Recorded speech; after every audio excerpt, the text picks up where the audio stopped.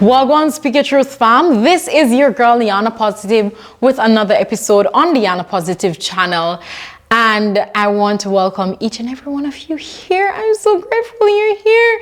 I've been away for a long while and people have been asking, I didn't even know watch the channel, have been asking, when are you coming back? What are you gonna do?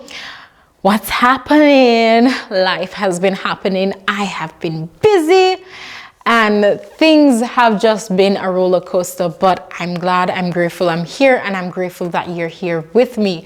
So if you are new to this channel, remember to like, share, and I know you've heard this 1,000 times, but remember to subscribe. As you would have noticed from my background, my channel has upgraded to a studio. People, can I hear a round of applause? Can I hear a clap? Something, drum roll, something. I am in a studio courtesy of Pastor Manning, and I would like to say my thanks to him for this wonderful gift of a studio. I'm really grateful, and I just want to say thank you all for joining me, and I want you all to click that share button below, and if you feel like somebody needs this space, please share it with them, because we create an IREE space of inspirational, relatable, empowering, and elevating content. And so I have some exciting videos lined up for this season. That includes holiday videos for this season, Christmas videos, if you do celebrate Christmas, New Year's Eve. There's so much exciting things to look forward to, and I can't wait to share them with you. I will be uploading every single day. Da, da, da. That's such good news, right? 8 p.m. every single day. Can you think about that? That's dreamland. That's so good. And I want you all to join on this journey with me. They won't be as long as tonight will be. They'll probably be a minute or more, but I want you guys to not miss out on any of them. So click that notification bell so you can be notified. After you've hit that subscribe button, there's a notification bell right beside. So click the bell and you'll be notified whenever I upload a new video.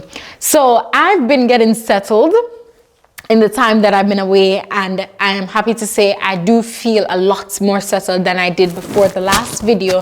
One of the last videos I did, I talked about how I settled in America and it felt so hard transitioning, but I'm here to tell you that it got easier, and here's how I do it. So this video is for anybody seeking to migrate or look into coming to another country, especially America, because this is where I'm used to.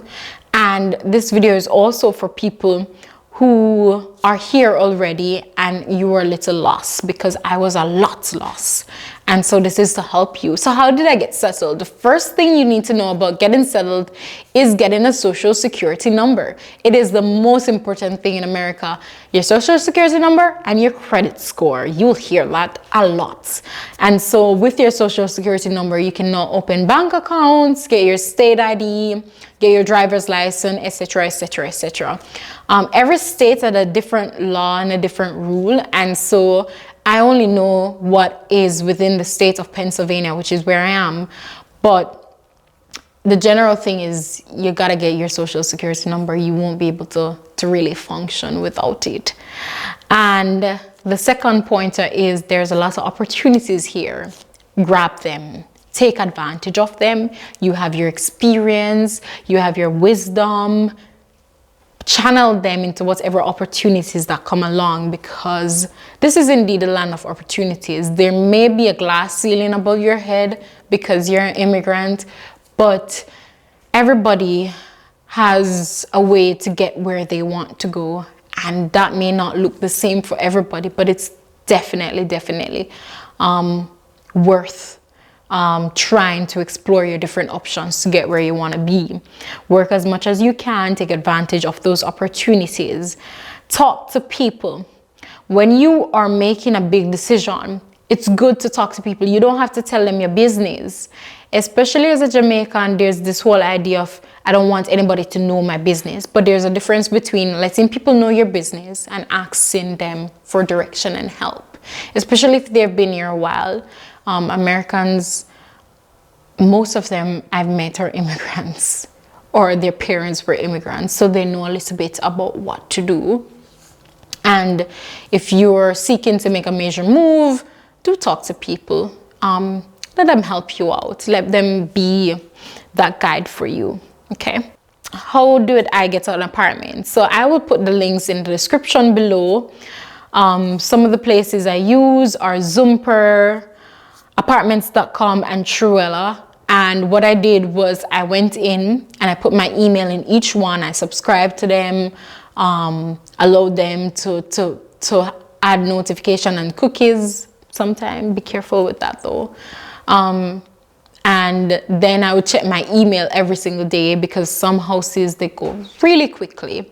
If it is that you're in the market for finding an apartment, ensure that you leave enough money for, ensure that whatever move you're making here, you can at least 3 or 2 times afford whatever the cost is for whatever you want to purchase. Why do I say this? For example, an apartment, you look at it and you say, oh, this is a good $2,000 apartment. This is a good $1,400, $1,500 apartment. But then you have to pay the deposit.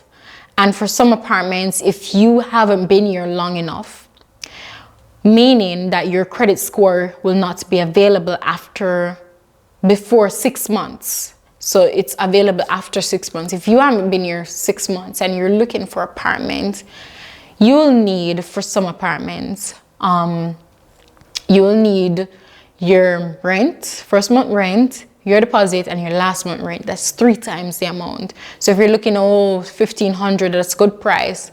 But what you will really be paying is $4,500 US.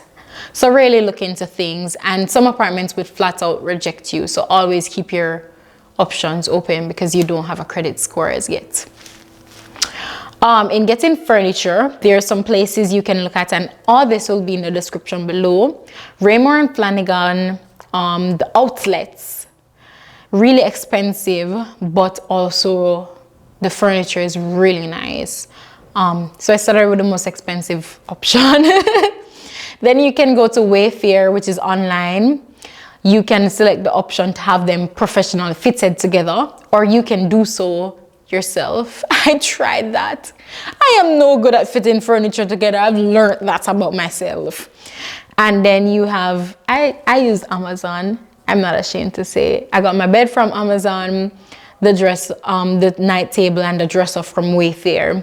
Then there is Walmart, pretty good prices if you have a big Walmart in your area, and Target, pretty good prices as well. And there are some other places, Bath, Bed and Beyond, something. There are some other places that are pretty good. And if you're into secondhand furniture, there are people who move out and sell their entire sets online for like $500 for like a bed, dresser, 2 night tables. Like, people will be selling their stuff on Facebook Marketplace because they have to move. They get a job somewhere else. They have to move quickly. They just sell their things for little or nothing. So check out Facebook Marketplace. It's the same thing when you're getting a car. It's a good place to check out. There are other people who sell used cars that you could also use that avenue. They purchase totaled cars or cars that are damaged through the insurance, and then they fix it up and sell it to you. The drawbacks from that are you may not know what you're getting. So when you are making a decision, first look at the mileage. If it is above 120,000 miles, you may be from a small Caribbean island, go like, mileage is nothing, but here it's everything. So look at the mileage, because you don't want to buy a car that is cheap and the mileage is like 200,000 and you only have a week in it. You know, that don't make no sense. Look at the mileage. 2, look at, what's the other thing? look at the year and the type of the car, and look at the damages that the car sustained if you're buying a used car. If it is that there are no external damages, please pursue if there are interior damages, because if the engine is damaged, mine, I didn't know the water coolant was damaged, and that cost me a lot as well when I got my car. And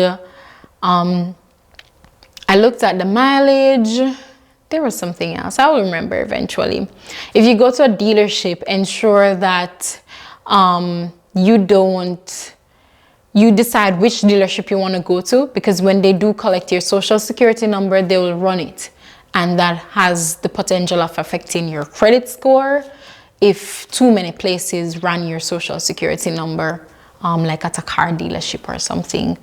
Don't quote me on that, but this is an advice I got from somebody that I know.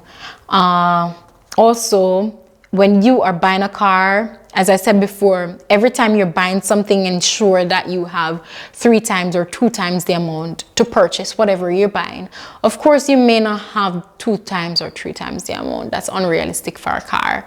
But do ensure you save at least $2,000 for any fixtures, for any fixtures or anything that may be wrong with the car. 1. 2, for licensing and registering the car. Like, license and registration can cost you, especially the registration can cost you quite a bit. And ensure that you know that it's not necessarily a same time thing. You don't necessarily get it same time. And there's also the option of going to car marts, which I did not pursue, but I heard is a really, really good option. I heard that, so you can look into that as well. So we've covered getting furniture, getting an apartment, getting a car, and just being open to people, talking, finding your niche. Ensure that you know what your clique is and who the people around you are, because bad friends can lead to bad outcomes, and you want to know that you're in the right niche and you have the right people around you. And don't be afraid to start small. Never be afraid to start small, because that's how you can get where you want to go. Do not be frustrated about the process. It will take time. Everything takes time. In America, everything has a lot of red flags. They have red, they have orange, they have every shade, burgundy, like everything have red tape around it. And I want to ensure that you know that everything will take time and everything is a process, but trust the process and trust God, because you are here for a reason. So y'all wanted to know what I was up to? Those are the things I was up to: finding an apartment, getting a car, getting settled, and adulting, which I found out is very hard. It's really hard to adult. Oh my God, the bills. And you hear people say it so many times. It's not underrated, me saying it. No, it's not overrated. Like, the bills. Oh my gosh, adulting is so hard, guys. I wish the best for my sisters. I hope they never grow up. But thank you so much for joining this episode of Speak Your Truth, The Untold. I look forward to uploading a video every day and sharing with you the Christmas experience that I'm sure you'd want to be a part of, because we're all family here at Speak Your Truth, The Untold. So I'll see you guys later, no? Bye.